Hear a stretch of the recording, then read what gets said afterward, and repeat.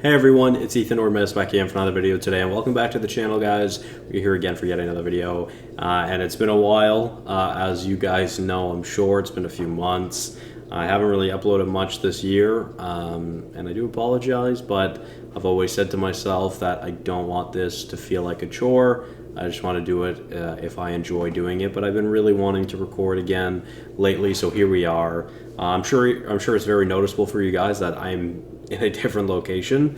I'm actually at my girlfriend's place. I've moved in here, and yeah, I mean, we've been living together. There is also a cat around. Her name is Betty. She is Mel's cat, or our cat, but it was Mel's cat. And yeah, Betty's around here somewhere. You guys will probably see her. She currently has a cone on.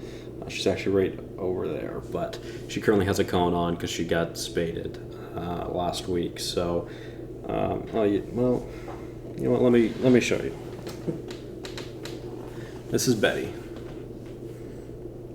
Betty's very cute. She's a little cone kitty right now, and we love Betty. I'm actually really allergic to cats, but I've been doing very well with Betty since I've been living here. So, hi. Hi. So yeah, you guys will probably see Betty around in my videos now. But yeah, she's a little black kitty. She's almost 6 months old, but she's very cute. So if you guys hear any weird noises, it's probably Betty. But yeah, let's get into this. We're going to be doing movies of the week, of course. Bringing back that is still my main source of videos, I guess. If you hear that noise, it's Betty hitting her cone against my tripod. So anyways, let's get into it. Let's do movies of last week. So starting it off, my first watch of last week was Edge of Tomorrow, which was a really amazing movie that I really enjoyed. Directed by Doug Liman, or Lyman maybe. But yeah, this was a really good movie. It was a lot of fun. I didn't realize what the plot was. I didn't realize that it was a like Groundhog Day style movie until it happened. But I really want to watch this movie again because I had started it Friday. I didn't finish it, then I continued it Saturday. I didn't finish it, then I continued it Sunday, and I didn't finish it, and I finally ended up finishing it on Monday last week. So it took me a whole weekend to finish it just because I was pretty busy. So I'd really like to do it again in one sitting. That'd be pretty nice. But overall, Tom Cruise slaps as per usual, and I rated this a 91 out of 100. So it was pretty high. For this video at least. That was Betty knocking over a hair clip. But yeah, for this video at least, I'm not going to be doing these in order. I'm just going to be doing them in the order that I watched them. So up next, we're going to Turtles Forever, which is a 2009 animated movie directed by Roy Burdine and Lloyd Goldfine. And this was pretty hard. Like, this was a pretty great movie, actually. This was a lot better than I expected it to be. This is literally like a TMNT meets Avengers Endgame meets Spider-Man Across the Spider-Verse. So that was pretty fun, and it was a pretty fun movie. Obviously, there was some cringe to it, but most TMNT movies are like that. But overall, I really enjoyed it, and I ranked it an 83 out of 100. So it was a great movie, in my opinion. Then moving on to The Fabelmans, which is a first-time watch for me, directed by Steven Spielberg, which I really enjoyed this film as well. It really shows off how brutal and amazing a film or the life of film can be, and it was really intriguing. I was very interested in throughout this entire movie. It had me locked, and I was interested.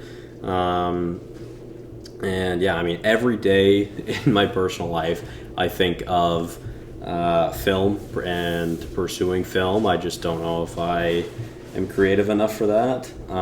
So who knows? But it is definitely an interest of mine. But the acting in this movie was pretty damn great as well. Especially Paul Dano. He was absolutely incredible, as he always is. I do feel like he is one of the best actors working, so shout out to Paul Dano. And I rated this one a 90 out of 100, so yet another amazing movie. Then moving on to Captain America: The First Avenger. Time for the annual MCU marathon. Mel and I started it last week, and there's Betty for you guys. So yeah, we started it last week. We're going to continue it. We only watched 2 movies last week, but nonetheless, this is going to be the first time that we're watching a franchise together, so that's exciting. This is not as good as I once thought it was, but it's still my boy Captain America. He's still my favorite MCU character, one of my favorite fictional characters. Well, my favorite Marvel character as well. But it did drop down quite a bit. It dropped from a 91 down to an 83. So instead of it being amazing, I do think it's great. So yeah, it definitely lost some points for me overall. Just not as high on the MCU as I once was. And I think a lot of my ratings are going to change and probably get lower. So we'll see. I'm excited to go through this. I think we're going to watch Iron Man tonight, which is up next. So with that being said, we can now move on to Captain Marvel, which definitely my least favorite so far, and it'll be my least favorite for a little while. But yeah, I'm not a big fan of this movie. It did change for me a lot, the rating of this movie. When I first seen it, I thought it was really great. Second time I seen it, I thought it was still pretty good. Third time I seen it, I thought it was kind of mid. And this time, my most recent watch, I almost wanted to add points to it, but I almost wanted to lower points to it, but I decided not to change it. Still ranked a 57 out of 100, so it's not that great. It's not that great, sorry. I still think it's uninteresting, bland, and I really did not care about the movie or anything that was happening. So sorry, Captain Marvel. It gets a 2.5 stars on Letterboxd. But with that being said, moving on to The Iron Giant, which I know a lot of people consider this one of the greatest animated movies of all time.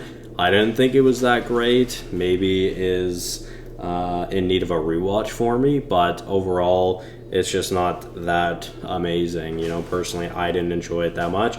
I do still think it is a good movie, but it gets a 74 out of 100 for me. So with that being said, moving on to World War Z, which I really, really liked this movie. This had been on my watch list for quite some time, and I'm very glad I ended up watching it.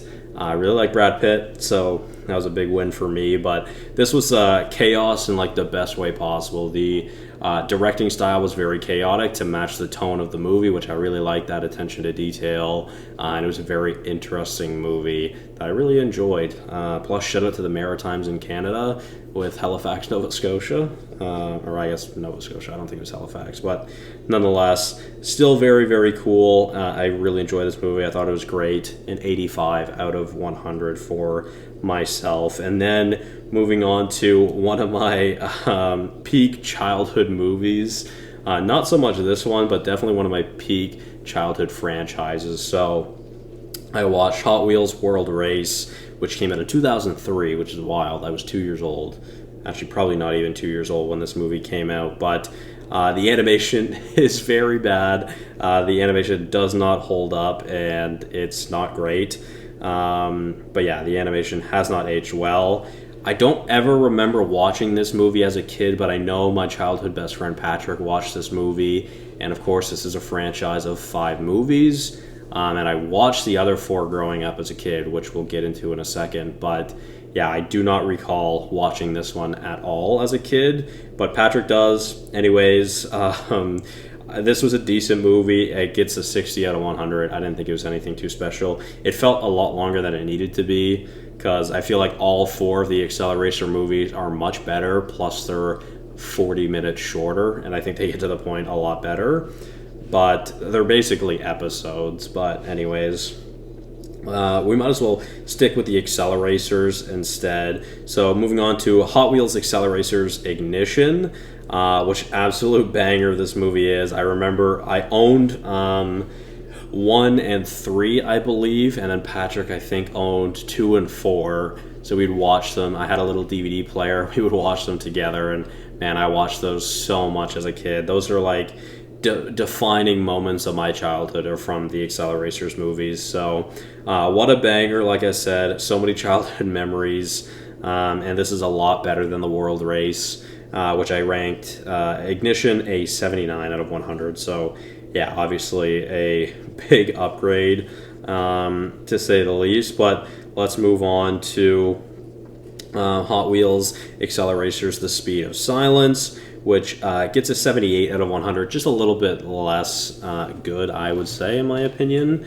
But overall, still very enjoyed it. The cliffhanger is fire, and of course, it's leading into something really great, which is the third. The third one was really great, and the third one was definitely my favorite. At least I thought it was. And we love the introduction of the sweepers. The sweepers are absolutely awesome. So yeah, a 78 out of 100 for The Speed of Silence. And then moving on to movie number 3, which is Breaking Point. This is the first great movie in my opinion. The plot thickens. This one is an absolute banger, and which are without a doubt my favorite so far in the franchise as well. So that was pretty dope. Taro is super awesome and super cold. Marky really gets a lot of shit stirred up in this movie. And the cliffhanger is absolutely awesome. One of the best cliffhangers in film. This also has the best bonus realm, because of course the first 3 movies have bonus realms, and I love the bonus realm of the Cosmic Realm. It's easily the best realm in all of the Accelerator movies, in my opinion. So that's pretty awesome. And this one gets an 83 out of 100. Moving on to The Ultimate Race, which actually turns out to be my favorite, which is an 85 out of 100, but I'm still so sad, and I cannot believe this amazing franchise never got completed. There was, of course, plenty of ideas, plenty of talks, about this franchise going for another, I think, like 2 or 3 movies. I think there might have only been one more, but I think there was 2 that was planned. But anyways, this franchise is so good, and I wish it never got canceled, because we Excella fans deserve more. This one definitely had the highest stakes, and I was just so invested. No wonder I loved this as a kid. This was still a great movie in my opinion. Apart from the animation, I do feel like the themes carried out through the 4-5 films are pretty significant, obviously, and they're pretty awesome. So yeah, an 85 out of 100 it lands as my favorite Accelerators movie.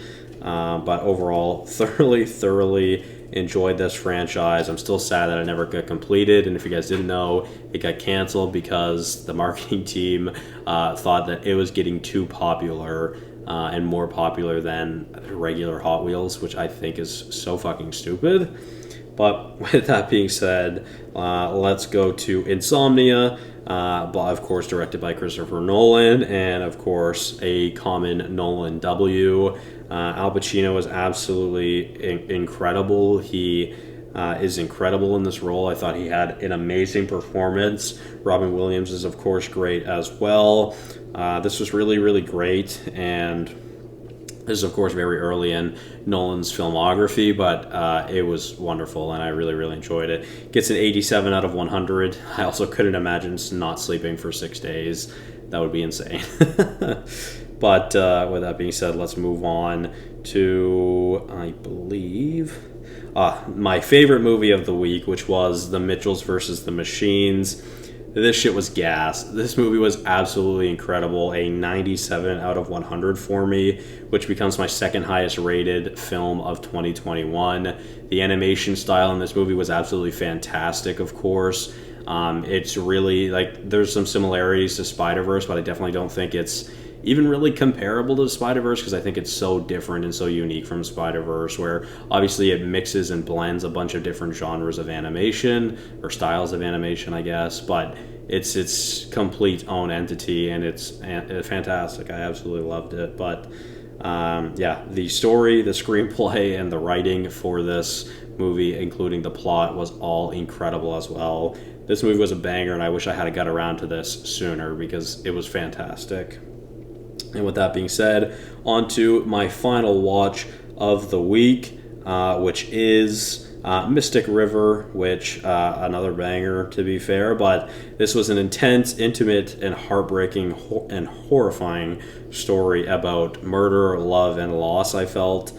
So this was quite a demoralizing movie, showcasing the grief of murder throughout so many different perspectives that are all intertwined through past and current relationships, which is very interesting. directed by Clint Eastwood. I do see a lot of people having this higher rated than myself. I have it a 79 out of 100. I still think it's a good movie. I don't think it's absolutely great or amazing, but maybe upon a rewatch, I would enjoy this more. The biggest positive from the movie was of course, great acting, mostly from Sean Penn and Tim Robbins. The biggest negative for me was I did feel like it was quite slow at some points. I felt like it was kind of dragging on at some points, but to be fair, I didn't really feel like there was anything that needed to be removed, so I just felt like it was a little bit slow of a watch at times. But with that being said, thank you guys all so much for watching. Hopefully you did enjoy, and it's good to be back. I'll see you guys in the next one. Bye-bye.